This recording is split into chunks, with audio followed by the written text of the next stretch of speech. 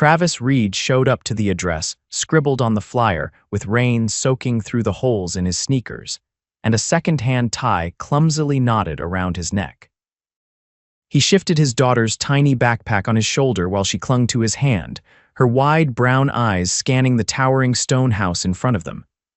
"Is this the right place, Daddy?" she whispered. "I think so, Addie," he replied, swallowing hard as he glanced up at the heavy oak door. "Let's hope they don't mind it took us 2 buses and a miracle to get here," the flyer had said. "Looking for a kind, reliable tutor for my 7-year-old daughter. Must be patient and love kids. Competitive pay. Flexible hours." There was no name, just a phone number and address. Travis had called, and the woman's voice on the other end had been warm but businesslike. She asked if he had a background in education. He didn't, but he told her about homeschooling Addie for the last 2 years, and she'd invited him to come meet her and her daughter. He rang the bell. The chime echoed like something out of a movie. 2 seconds later, the door opened, and there she was. Dark hair swept into a sleek twist, sharp cheekbones. Eyes the color of storm clouds, Dahlia Carson looked like she belonged on a magazine cover, not standing barefoot in yoga pants with a coffee mug in hand. "You must be Travis," she said, her gaze flicking to Addie and softening. "And you brought your daughter, that's perfect." Travis cleared his throat. "Yeah, this is Addison, Addie." "Hi," Addie said shyly. Dahlia crouched down. "Hi, Addie, I'm Dahlia. My daughter Ava is upstairs finishing a puzzle. You two might get along." Addie looked up at Travis, who nodded, and she stepped inside. The house was insane. Marble floors, glass staircase. A chandelier the size of their entire living room back in their tiny 1-bedroom apartment. Travis tried not to gape. Dahlia led him into a sunlit kitchen with white counters and a view of a backyard that looked like a private park. "Would you like coffee?" Sure," he said, still trying to figure out what kind of tutoring job came with a kitchen like this. She poured him a cup. "So you homeschooled Addie?" "Yeah, my wife passed 3 years ago. I was working construction, but with Addie needing more support, I left the job and started working nights at a warehouse. It's not much, but I wanted to be there for her." Dahlia blinked. "I'm sorry." "That must have been hard." "It was," he said simply. "Still is, but she's everything to me." There was a pause, then she nodded. "Okay, I want to try this. Ava needs someone kind, not just a teacher who checks off boxes." He exhaled, relief washing over him. "Thank you. You'll come 3 afternoons a week," she said. "We'll start with that. I'll pay you weekly, and of course Addie is always welcome to stay while you work." He nodded again, still stunned. "That's amazing." The girls hit it off immediately. Ava was bubbly and curious, always asking questions. Addie was quiet but smart, and the two balanced each other out like puzzle pieces. By the 3rd visit, Travis knew Ava's favorite books, what snacks she liked, and that her mom worked long hours but always showed up for dinner. He still didn't know what Dahlia did for a living. She was vague, always saying just work with a small smile, but he assumed it was something corporate, something serious. One afternoon, while the girls were coloring at the kitchen island, Dahlia walked in wearing a tailored navy suit and heels that clicked against the floor like they had a purpose. Travis raised an eyebrow. "Big meeting," she smirked. No, smiled. "Something like that." Ava chimed in. "Mommy's the boss." Travis chuckled. "That's so?" Dahlia gave her daughter a playful look. "Ava, go wash your hands for dinner." Once the girls were out of earshot, she looked back at him. "I'm the CEO of Carson and Bell." Travis nearly dropped the pencil he was holding. "Wait, the tech company. You're that Carson?" "Guilty." He blinked. "You said tutoring paid well. I didn't think you meant billionaire well." "I don't go around advertising it," she said. "I wanted someone who cared, not someone who'd see dollar signs." He nodded slowly. "Well, I definitely didn't see this coming." The air shifted. She smiled, but this time it lingered softer. "You're good with the girls. It's rare. And I like having you around." His stomach flipped, and he stood up straighter. "I like being around." The next week, she invited him and Addie to stay for dinner. Then it became a regular thing. Ava and Addie would play, and he'd help with homework while Dahlia worked late. Then they'd all eat together like a strange little makeshift family. One evening, Dahlia came home early. She wore jeans and a sweater, her hair down for once. She looked real, tired but beautiful. Long day, he asked. She nodded, leaning against the counter. I almost didn't make it in time for dinner, but I didn't want to miss it. Why? He asked, voice low. She looked up at him. Because I look forward to seeing you. He didn't breathe for a second. The next moment was quiet, heavy with something new, something neither of them dared name yet. The girls burst into the kitchen, laughing, and the moment broke, but it stayed with them. The next time she touched his arm, it lingered. The next time he laughed at something she said, it was softer, closer, and when she offered to drive him and Addie home one night, it was raining again. The car was sleek and warm and full of silence. At the curb he turned. You didn't have to drive us. I wanted to. He looked at her, really looked. Why? He asked again. She hesitated. Then, in a voice barely above a whisper, she said, Because I think I'm starting to fall in love with you. Time froze. Addie was asleep in the back seat. Rain tapped the windows, and Travis realized he was falling too, hard. The next morning, Travis wasn't sure if he'd dreamt the whole thing. He stood in the tiny kitchen of his apartment, pouring cereal into two mismatched bowls, while Addie hummed under her breath and colored at the table. The rain had stopped, but the clouds still hung low outside the narrow window. His thoughts hadn't stopped racing since last night, since Dahlia had looked at him like that and said what she said. He didn't know what to do with it. What are we doing today after school, Daddy? Addie asked without looking up. He cleared his throat. We're going to Ava's. I told Dahlia we'd be there by 3. She nodded, satisfied. Can we bring the story I wrote? Ava wants to read it. Yeah, he said. That's a good idea, but the tightness in his chest hadn't left. It stayed with him even as he packed their bag, even as he walked Addie to her morning program, even as he caught the bus across town. It only got heavier when he stepped through the front gates of Dahlia's estate that afternoon and saw her waiting on the porch. She wore a pale blue blouse tucked into black slacks, her hair pulled back in a low knot, but her expression was different, unguarded, almost hesitant. I made tea, she said the moment he reached the top step. You should sit. He followed her inside, through the foyer and into the back sunroom, where a tray with 2 porcelain cups waited on a glass table. Through the wall of windows, he could see Ava and Addie in the backyard, racing each other down the garden path. Dahlia poured the tea without speaking, then she looked up. About last night, he nodded slowly. You meant it, she didn't blink. I don't say things I don't mean, he exhaled, trying to find the right words. It caught me off guard, I know. I haven't felt anything like that in a long time, he added, and I didn't expect it to come from someone like you. Her brow lifted. Someone like me. You live in a world I don't understand. You've got employees who probably make more in a week than I do in a year. You wear shoes that cost more than my car. That's not a judgment, it's a different planet. She set her cup down. Can I show you something? He followed her through the hall, past rooms he hadn't seen before. She opened a door at the end of the corridor and stepped aside. Inside was a studio. Sunlight flooded the space through skylights, and against one wall stood a canvas taller than he was. A painting in progress, a city skyline at dusk, rich with color and detail.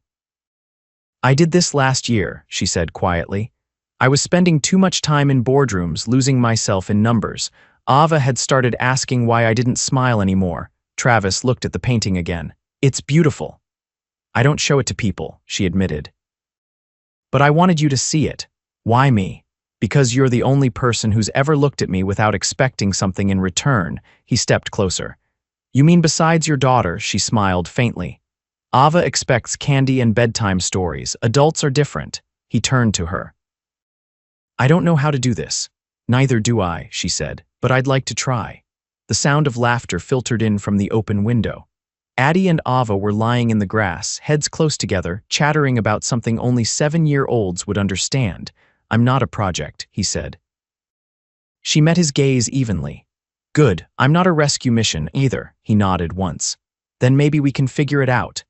That night, after the girls had gone to bed, Dahlia offered him a drink. They sat in the living room, surrounded by velvet furniture and soft lamplight, and talked for hours. Not about work, not about money, about childhood memories, about the music they liked, about books they'd never finished. At one point he asked, What was your life like before all this? She hesitated. I grew up in a 2-bedroom apartment over a laundromat. My mom cleaned houses. My dad left when I was 8. I started coding on a used laptop I bought with babysitting money. He blinked. You're serious? Yes, he leaned back. I thought you were born into this. She gave a short laugh, not even close. His voice dropped. Then why hide it? Because people see the money now and assume I've always had it. They talk to the version of me they think I am. He was quiet for a moment. Then he said, I see you. She looked over at him. I know. He didn't kiss her that night. He didn't touch her hand or pull her close. But when he stood to leave, she walked him to the door, and instead of saying goodbye, she whispered, Come back tomorrow. He nodded. The next afternoon, she was waiting again, this time with a folder in her hand. I have an idea, she said, holding it out to him. He opened it.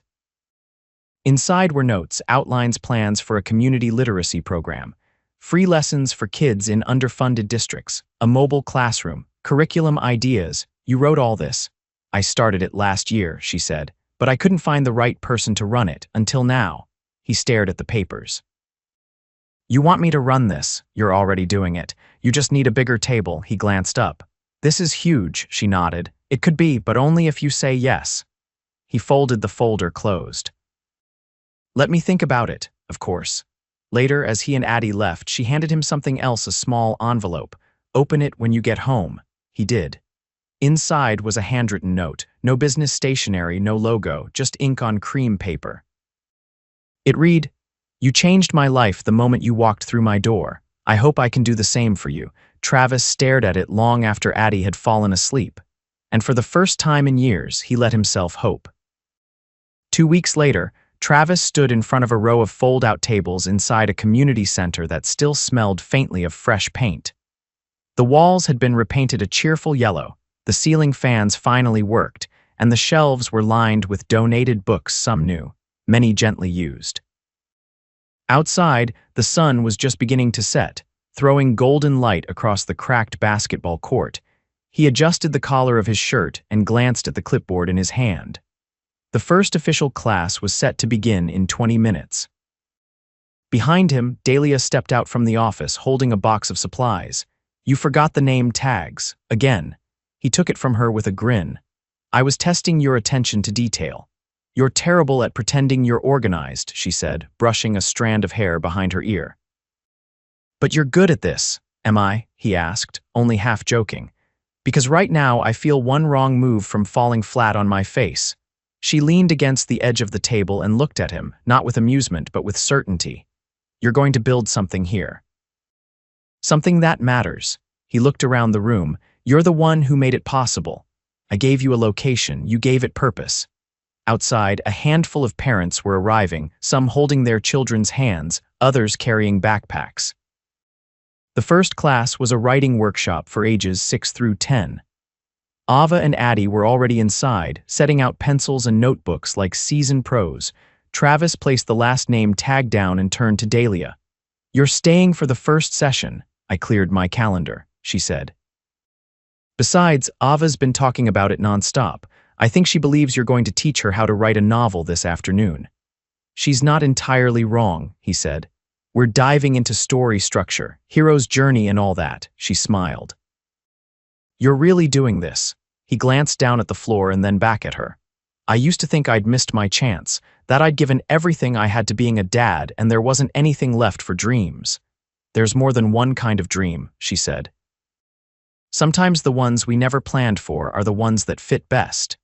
The door opened, and a boy darted in, trailed by a tired-looking woman with paint on her jeans. Travis greeted them by name, handed the boy a worksheet, and directed him to a seat. When he turned back, Dahlia was watching him with something unreadable in her expression. What? He asked. You belong here, she said. That night, after the last child had gone home and the girls were curled up on beanbags reading together, Dahlia offered to help him clean up. They worked in silence for a few minutes, collecting stray crayons and stacking chairs. Then she said, I've been thinking about something. He looked up. Yeah, she hesitated. This us it started so unexpectedly. And I think I've been afraid to ask where it's going. He set the last chair in place and crossed the room to her. You don't have to be afraid. I've never done this, she said. Not like this. I've dated, sure, but not with someone who sees past the surface. It's terrifying. He reached for her hand. That makes two of us, she exhaled, and something in her shoulders eased. I want to stop pretending this is temporary. Then we don't pretend, he said. We figure it out one day at a time. She nodded, and for the first time since they'd met, she leaned into him completely, her head resting against his chest. After a moment, she asked, "Do you trust me?" "I do." "Then come with me tomorrow. There's something I want you to see." The next morning, they dropped the girls off at school and drove across the city in one of Dahlia's cars. Not the sleek black sedan she usually used for meetings, but a smaller, older model that she said reminded her of her first car. They pulled up in front of a building that looked like it hadn't been touched in decades. The windows were boarded. The sign out front was faded but still legible.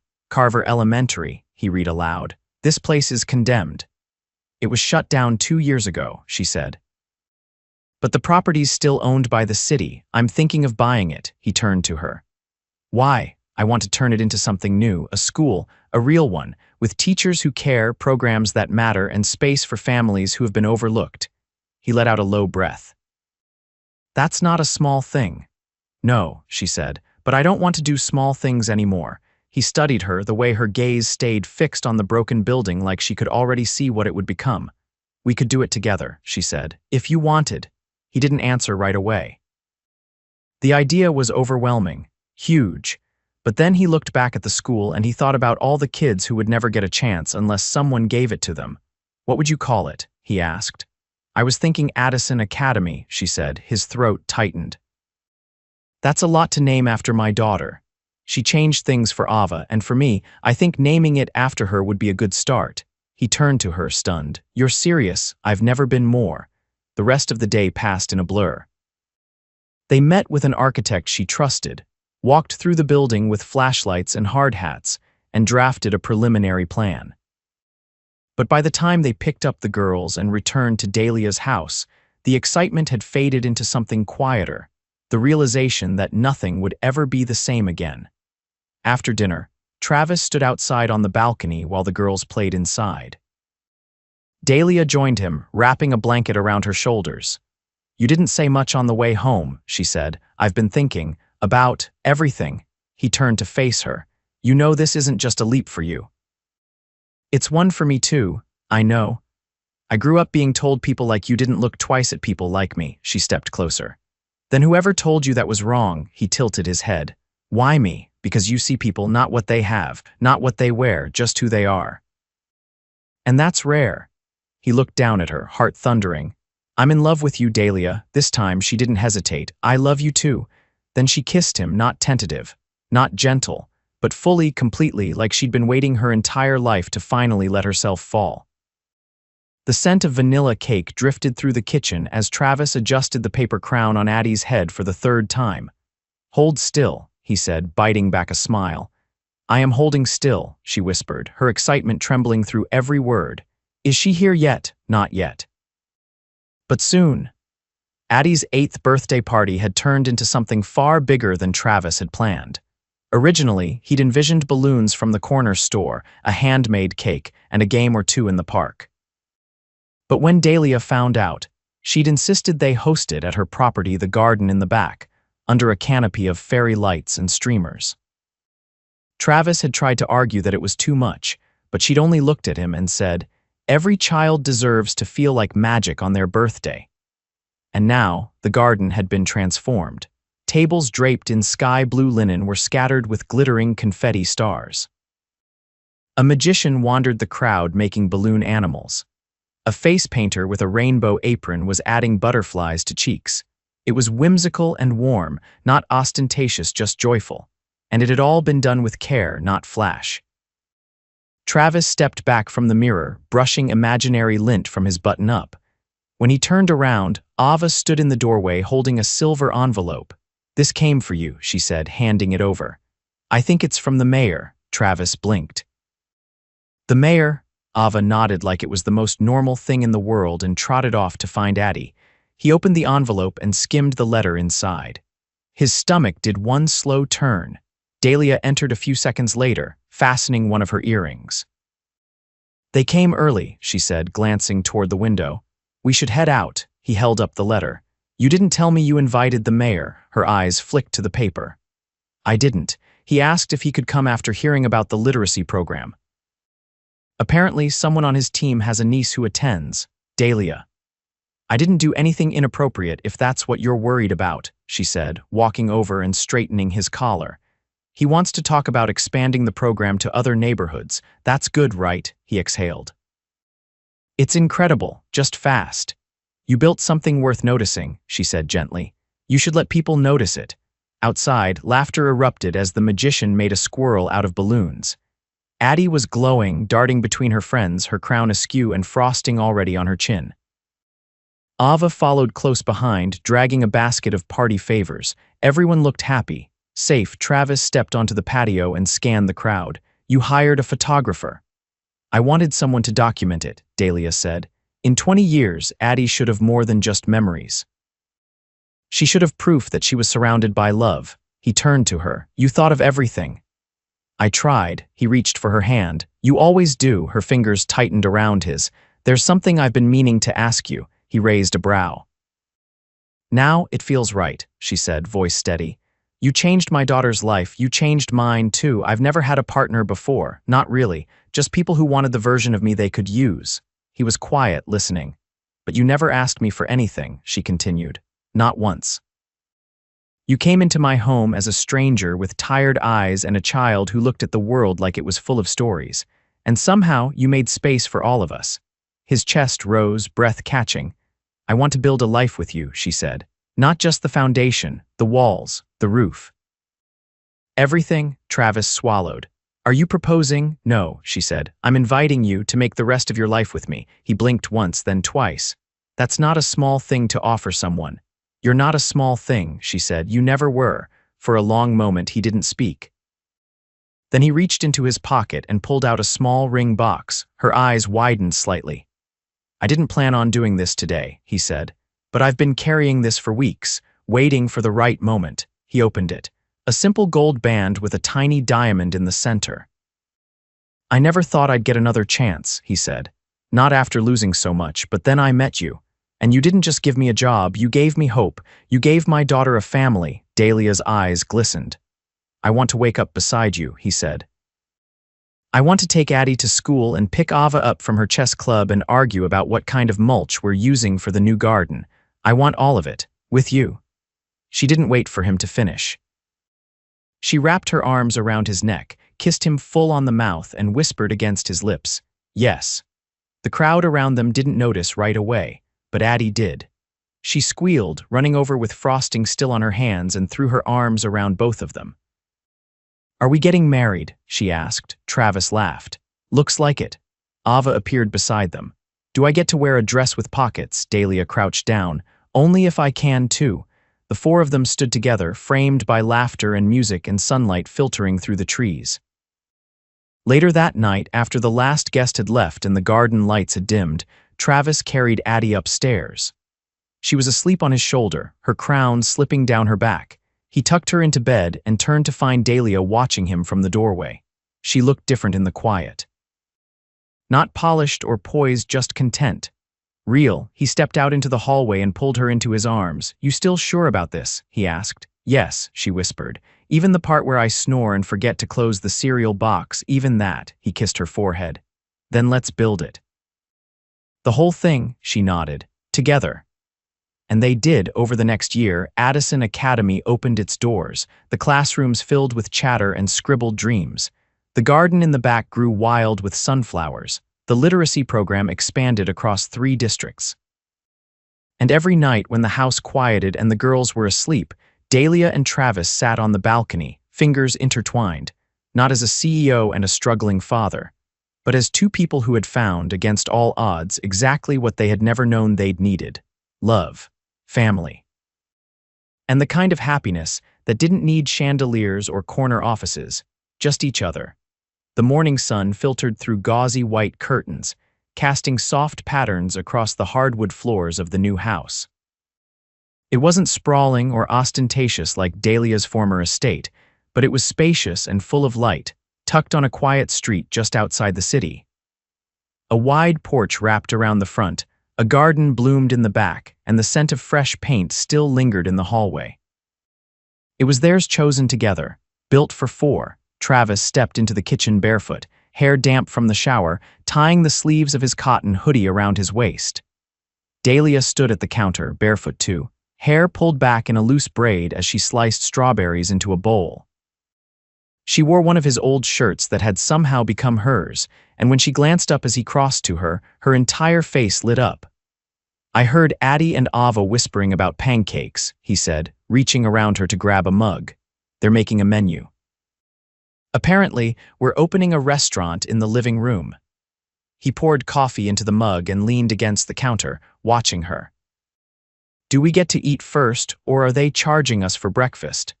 I think our payment is attending the grand opening in our pajamas." He smiled, then set the mug down and folded his arms. "You have that look again." "What look?" "The one you get when your brain's already 3 steps ahead." She set down the knife and braced both hands on the counter.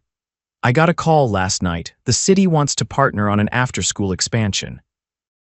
They're offering a long-term lease on the old library by the river. Rent-free if we turn it into a community center." He straightened. "That's how do you feel about that?" "I want to say yes," she said, "but not without talking to you first." "I promised we'd make decisions together now." He tucked a strand of hair behind her ear. "Then let's do it. You've always seen what a place could be before anyone else believed in it." She looked up at him slowly. "So have you." Down the hall, 2 sets of feet thundered across the floor. The girls burst into the kitchen, Addie holding a crayon-drawn menu and Ava dragging a small stool behind her. Addie waved the paper. "You're our first customers." Travis crouched down. "What are the specials today?" Ava stood on the stool and read aloud. "We have rainbow pancakes, mystery juice, and toast with extra butter fillings." Dahlia crouched next to him, whispering, "I'm a little afraid of the mystery juice." He leaned closer. "I think I'll risk it." They sat cross-legged on the living room rug as the girls served them, giggling every time a pancake flopped or a napkin was accidentally dropped. Dahlia's arm brushed against his as she reached for her cup, and the casual intimacy of it, the way it felt like second nature, now hit him with a soft, warm thud. After the restaurant closed, the girls retreated to the backyard to work on their chalk mural. Travis and Dahlia stayed inside, curled up on the couch as the sound of laughter floated through the screen door. She rested her head on his shoulder. "I've been thinking about the wedding." He turned his head slightly. "You've had something planned for weeks, haven't you?" "Not planned," she said, "but imagined. I want to do it here, in the backyard. Just us and the people who have been part of this from the beginning." He considered that. "You don't want the big gala, the designer dress, the press coverage." "I want a dress I can dance in. I want Ava and Addie to throw flower petals and steal cupcakes before the reception starts. I want to stand under those trees and say vows that actually mean something." He nodded slowly. "Then let's do that." Weeks passed in a gentle rush of preparation. Ava made a seating chart shaped like a heart. Addie insisted on writing their vows for them, complete with drawings of stars and stick figures. Their friends from the literacy program offered to help cater. Dahlia's assistant, now a close friend, handled everything from permits to fairy lights. On a crisp Saturday in early spring, they married beneath the same arbor where the girls had once made chalk castles. Dahlia wore a pale ivory dress with embroidered leaves along the hem. Travis wore a navy shirt with rolled sleeves and a boutonniere Ava had made from wildflowers. As they exchanged vows, neither one needed to say much. The love between them had never needed grand speeches, it lived in the quiet moments, the choices made day after day. When they kissed, the girls cheered, and someone released a flurry of paper butterflies that danced on the breeze. The reception was simple. Long wooden tables under string lights, laughter echoing through the garden, music played from a speaker placed on the porch. Addie and Ava performed a choreographed dance that ended in a dramatic bow. Guests clapped and hooted, and Dahlia laughed so hard she cried. As the evening deepened, Travis pulled her aside, away from the others, into the soft shadows near the fence. He held both her hands. "You know, sometimes I still can't believe any of this," he said. She leaned her forehead to his. "Believe it, because we built it. I never thought I'd be happy again, not like this, not in a way that made me feel whole." She brushed her thumb across his cheek. "You didn't just find happiness. You gave it to everyone around you." He kissed her, slow and deep, no rush, no nerves. Just certainty. That night, after they'd tucked the girls into bed and the house was quiet, they lay tangled beneath the sheets, the windows open to the rustle of leaves and distant wind chimes. He traced her spine as she breathed against his chest. "You think we'll still be like this in 20 years?" he asked. She looked up, sleepy but smiling. "Only if you keep doing the dishes. I can commit to that." She draped her arm across his chest. "Then yes, we'll be like this. Just with more gray hair and louder arguments about what to plant in the garden." He laughed softly and pulled her closer. In the months that followed, Addison Academy opened a second location. Dahlia stepped back from her CEO role, choosing to focus on education reform full-time. Travis continued teaching, eventually writing a curriculum that was adopted in public schools across the state. Addie won a Young Writers Award. Ava started collecting books she planned to donate to kids who didn't have enough stories. But none of it ever mattered more than coming home. To shared dinners, to stories told in whispers under covers, to kisses over mugs of cocoa, to a love that had started in the unlikeliest of places and grown into something extraordinary. They didn't need chandeliers or penthouses, they had each other. And that was more than enough.